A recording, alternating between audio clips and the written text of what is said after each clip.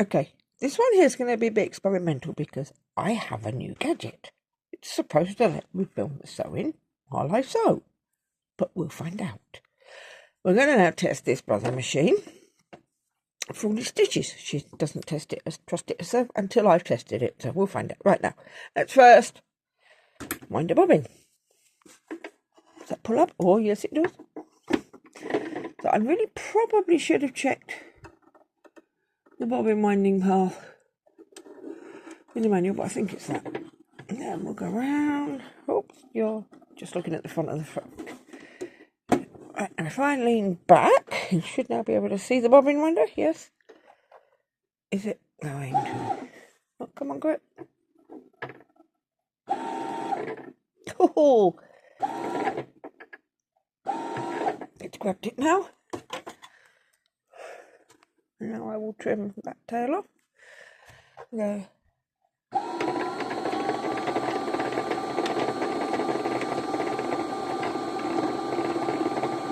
Now I'm just winding a dark brown thread on because the fabric I'm going to be using is this pale blue with a good contrast to the stitch quality.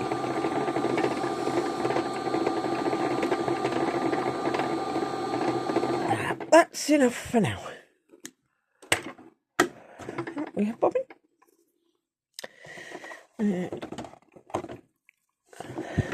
I'll actually use the needle up button. Because this machine's new, everything's so stiff. Let's get the empty bobbin out. Drop the new bobbin in standard way. Looks like a P as it goes in. And there's a little thick caught on the hook at the front. I think it has. Put that back on. Bring the thread. Come on. Down. Well. I got up the right side. Yep. Down. Down.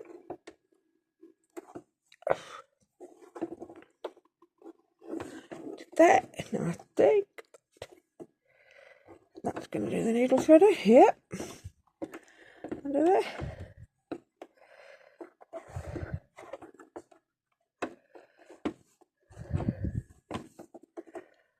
Oh, I don't like these needles. I really don't. I'm a bit cat-handed with them, but probably because I'm used to a machine, I literally just press a button and the needle is threaded. So it's probably me, not the machine. Right, so there we go. Needle threaded. I'll put the bobbin thread up again. I'm used to a machine where I don't have to do that, which is why I just didn't think about it. All around. Okay. When my lower side's caught under. Where's my bobbin thread caught? Oh, we're doing so well so far, aren't we? Already got it stuck. In. Down. Through there. Yeah, you've got in. Try again.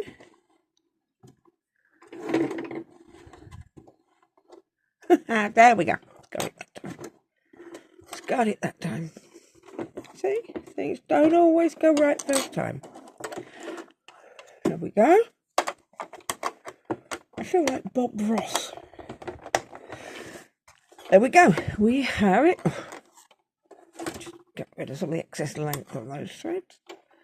We now have our machine threaded. Right now, for the beginners among you, make sure that these threads go down the back. You should not have to hold them. In fact, for a beginner, that can be very cat-candy trying to hold the threads when you want both hands at the front. You shouldn't have to. Some of the older machines, some of the cheaper machines, you might need to.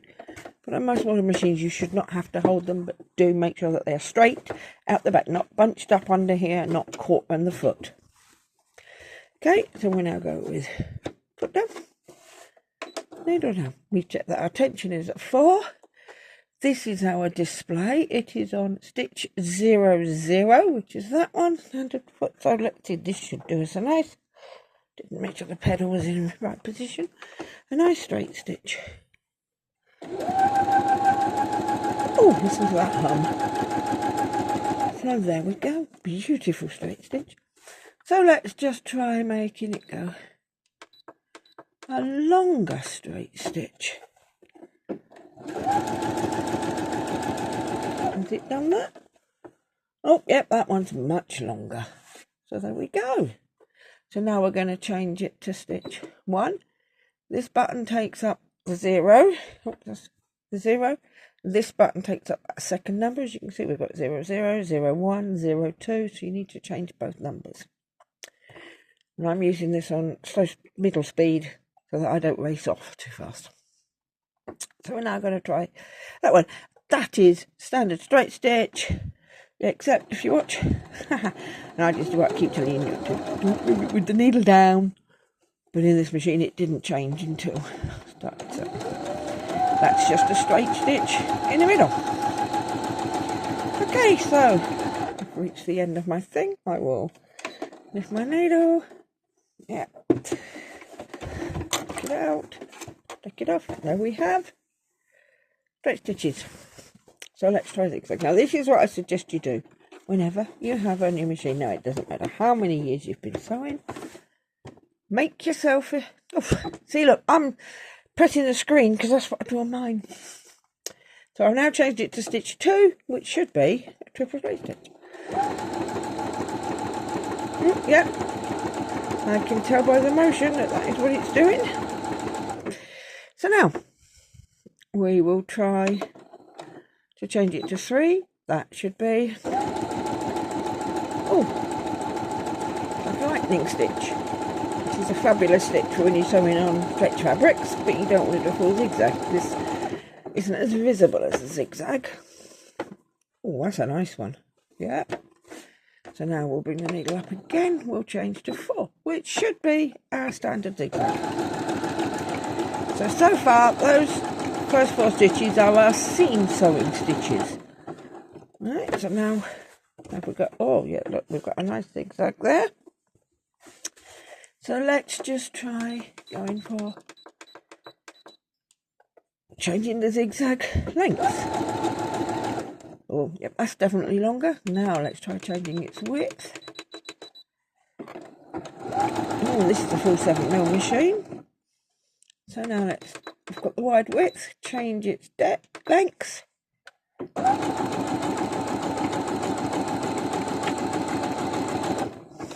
there we go, needle up, foot up, out.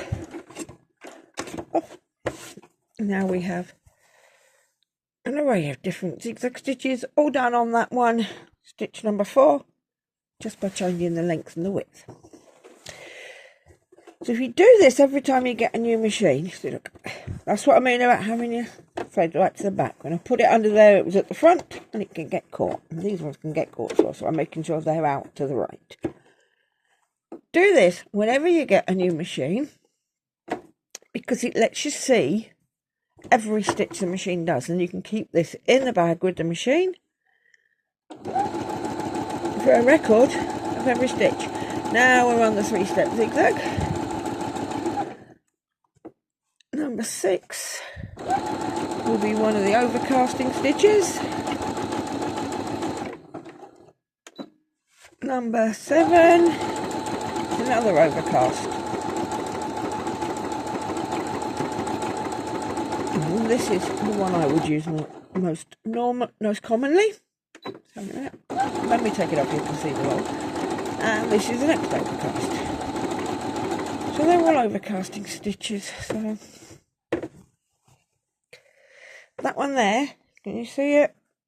It's the one I said is the one I use the most. That's the first one. It's a simple one. That is the one I use the most, and that's just, you won't use that one on a finer fabric that tries to fall.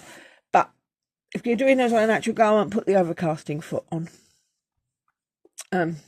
Now 9 is your blind hemming. So it's coming forward and then slight to side. Again, this will be better if you put the right foot on. 10, the blind hem foot I don't think comes with the machine. So you can learn to do it without the blind hem foot, but 10 is blind hem again, but it's a stretch version. Well, that's not working. I didn't change 10. Look, I remember I said we've got to change 1 to. I changed that to 0. I didn't change that to 1. So we're at the end of the page now, and because I did that, look, it did a straight stitch. Because I went back to 0, 0. So let's go back to here. Let's go to 10, 1, 0, because we're now here, and we're doing that stretch version of the blind hem. And the difference is that you see on this version of the blind hem here, it's straight stitches between the points, and on the stretch version, it's doing zigzags. So it gives you some stretch on the hem. That's a blind hem works is.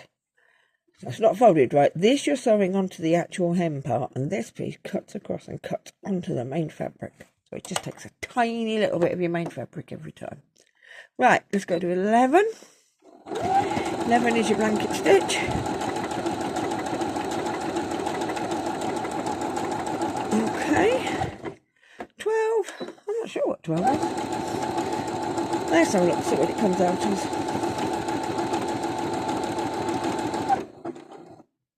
12 to 13 is your picot. Let's have a look. This is, I'm just doing it first, just on its preset settings. Right. You can change picot. Let's make it, let us make it wider. Yep. Now with the picot you need your stitch length short. This is set at 0.5, you may need to make it shorter or slightly longer depending on the fabric you're using. But this is the stitch you use to make pretty finished edges on like underwear and things. There we go, we've come to the end. Needle up. Look at that. It's your picot. Let's show you, just to show you what happens if I take that picot down to even closer together. Show you what you get. Now you just have to be careful, you have to make sure it's moving. And if you're going really close together, this is where you want to put the applique foot, not fit foot. I don't know why that came out as fit. I don't need both hands here, I'm just using it just in case it does get stuck at the foot.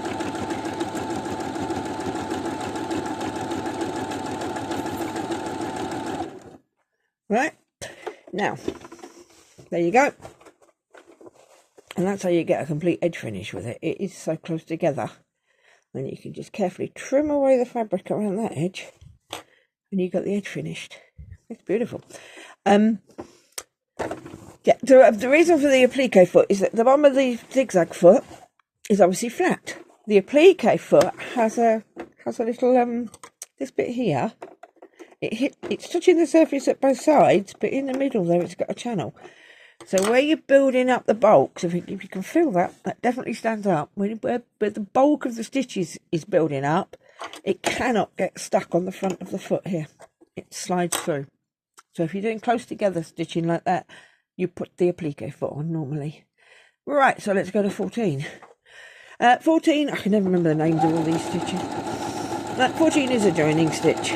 You've got two pieces flat together, you'll be using for edge joining. 15 does a similar thing. Well, all these stitches, if you like the way they look, you can just use them as a decorative stitch.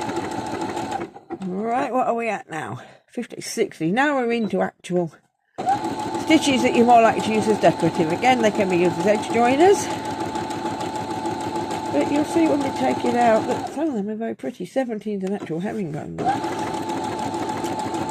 Looks like an actual herringbone when it's done. Now I'm going to wait till I get to the end to start 18, because 18's normally a really pretty stitch. Needle up. Alrighty, come. Now look. They're your joining stitches, flat joins. But look how pretty they get. So, yep, they become decorative stitches as well as just functional. 18 rather. This one's a very pretty stitch. Let's back them forwards a bit. I'm sure if you can hear that beep, my air fryer's just finished cooking. As you can someday I'll fit it in a minute. Right, now I'm trying to see. I don't know if we can. Can we make this one wider? Oh, we can. So we'll make it wider and a bit further apart. We might get a bigger version of it.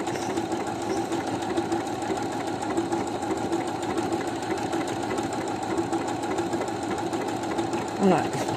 I used to use this a lot on decorative when I was sewing children's clothes. Right, 19 now. So it's like a box. It's like a double-sided blanket stitch.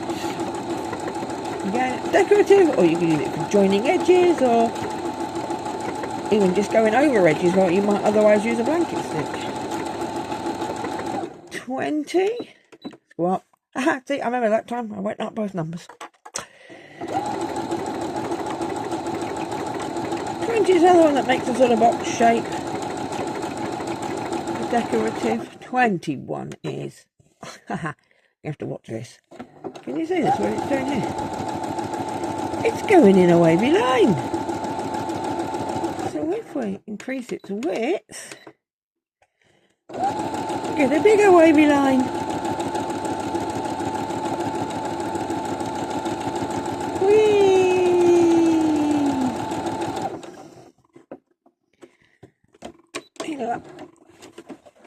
Look at them. That was the first setting on the 5mm. That's when I put it to the 7mm. There's your first one of the decorative ones that I used to use a lot of. There it is in the bigger version. Boxes, triangles. Oh, just different stitches you can try. So, let's have a look. Where do we get to? 21. So 22. What's 22? Oh, 22 is blanket stitch going the other way.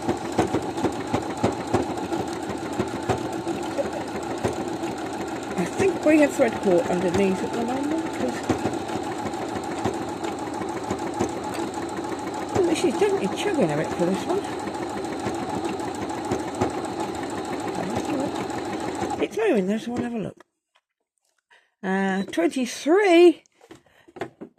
This could be stars. It could be flowers. It could be a whole row of asterixes, however you pronounce those things. Can you see how clever the machine is? It goes backwards and forwards and forwards and backwards. Now in a minute. 24. Again, another sort of level joining one with a zigzag through the middle. It's going backwards and forwards multiple times. This one might be one that would work well on a stretch fabric again. I'd have to sew it on a stretch fabric to see how it performs on there. Right, the next few I'm going to skip because if you can see they're buttonholes, so I would need to put the buttonhole foot on for them.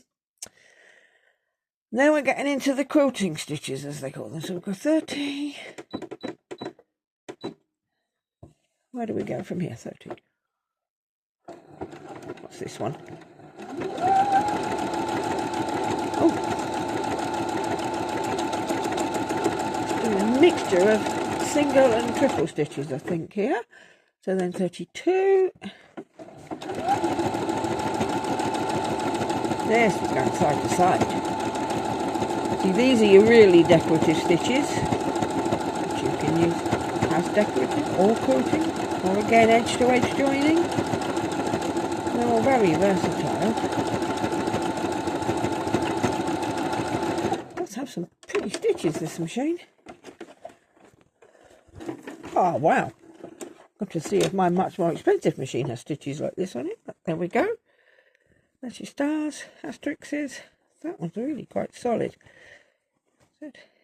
Looks like little bobbles, doesn't it? And that's the last one. That's really pretty. Now you see our quilters from my club might really give you the names of those stitches, but then as a dressmaker as opposed to a quilter, I don't know all those names, even if they have a name, come to that. Right, the next one, 33, look at that one, can you see it there? Let's see what that one looks like. I'm just going to go because it is going backwards and forwards and sideways and all over the place. So we're just going to let it go. All I'm doing is trying to keep the fabric straight and stopping it dragging off. That's why I've got the flat table on today.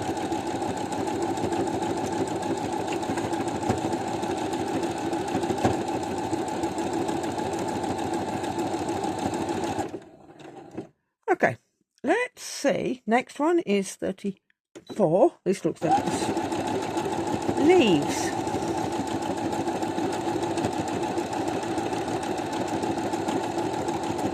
Oh wow, that teddy bear's wardrobe she's making is going to be beautifully embroidered if she takes advantage of all of these, isn't it? I got told off, that's not a teddy bear, it's a cat. Okay, 35 looks like a triangle of staggered squares. Let's see. We've only got a couple more to go. Some of them, I think the applique foot would be a good idea. Okay, that's 35. Now let's go to 36. This looks like, oh, this looks like a smocking stitch.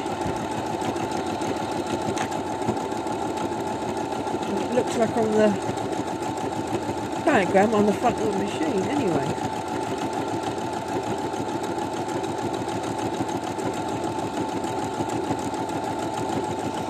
Let's see, what have we got?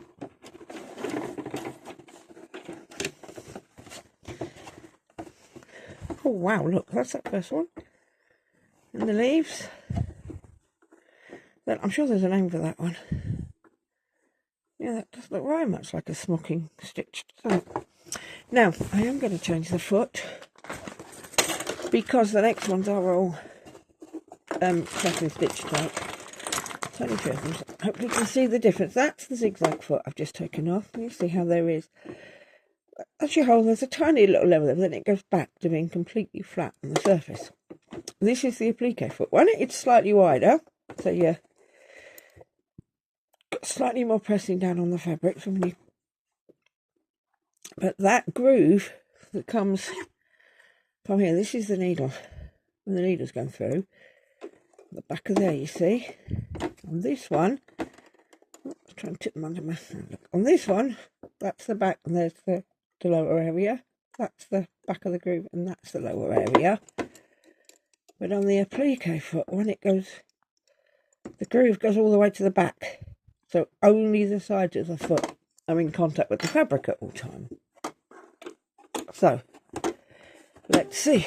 We're going to do the ones, oh, see, I've just caught the thread in the clip.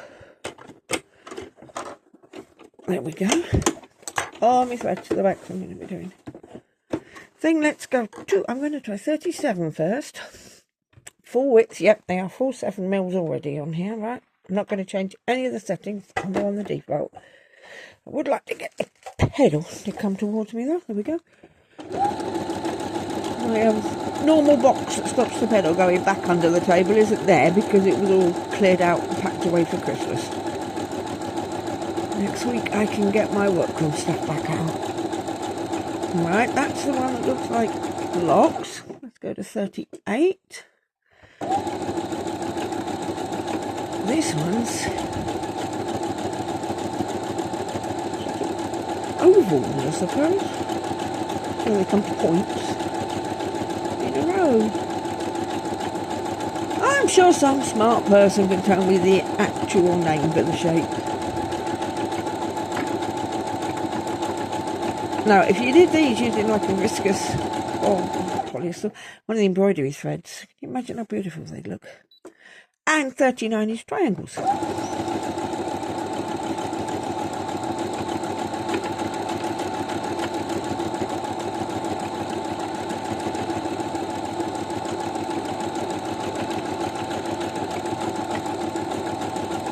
Right, let's see. God, look at that. Oh, the triangles are longer than I expected. But look at that. But now you see, now I'm going to do those all. They're all quite spaced out. So the default setting leaves them quite spaced. I'm going to go to 38 go back to 38, 38, and I'm going to put the stitches closer together and see what happens.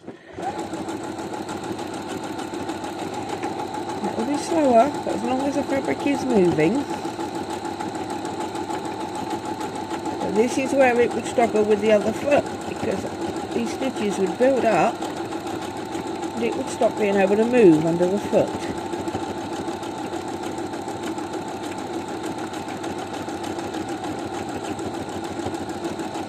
So it is moving. I'm not pushing it, I'm just keep it in a straight line.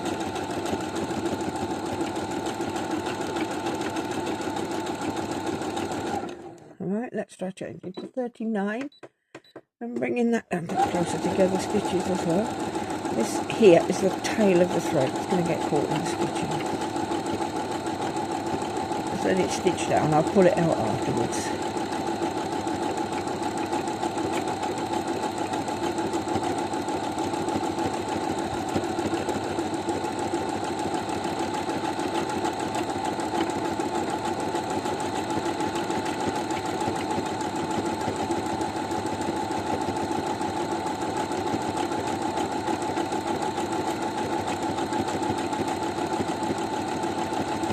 Right, so what we've got. Right, see the difference.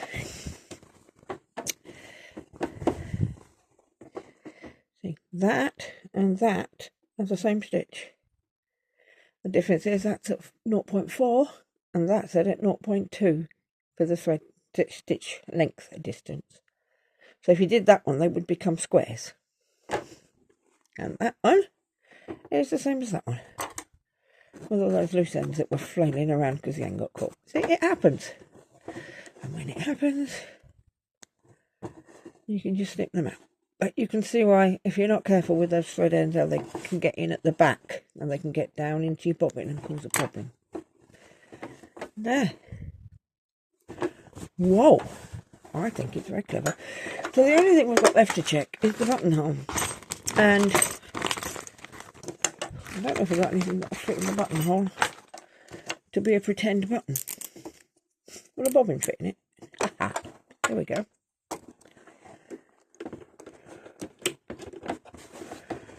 I really should check the flipping menu because I don't know if this one goes forwards or backwards first.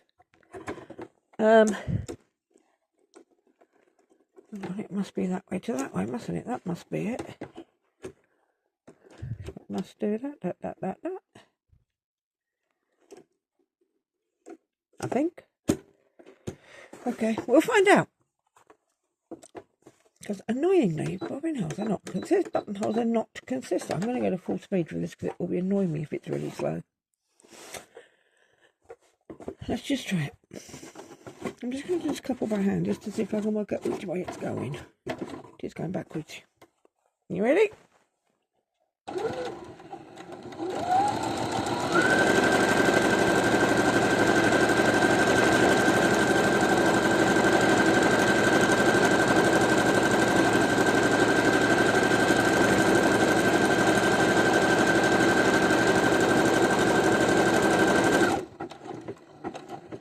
And it will stop. And it's secure. There you go. Up. Look at that one. Let's move it down to here. Let's do it again. Let's go to 26. I've got this. I've probably got enough distance, have I? Just to make sure I'm going to move a bit further forward. Next buttonhole.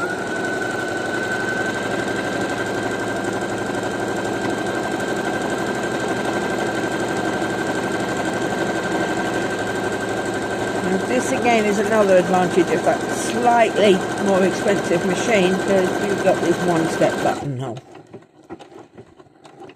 You don't have to keep turning the dial to change for the different stages of the buttonhole.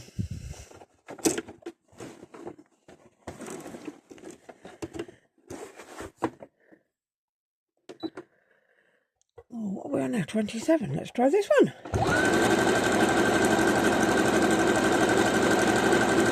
I always joke at the sewing club that my fancy £3 machine, the biggest difference, the only significant difference in terms of dressmaking between it And a cheap machine is that it does 15 different types of buttonholes. Well, this one's nowhere near my 3 gram machine, and it's got 1, 2, 3, 5 different types of buttonhole.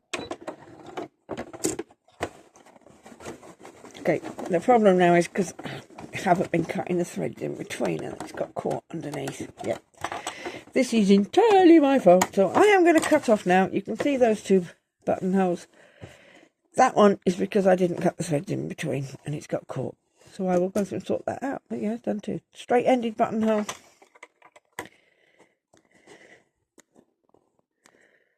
Cut those off so you can see them. That's just a buttonhole with straight ends, and that one's got a rounded end. The one it was doing there had this fancy zigzag effect, and it was doing it. I could see it. But it's got jammed because I didn't cut the threads. My fault.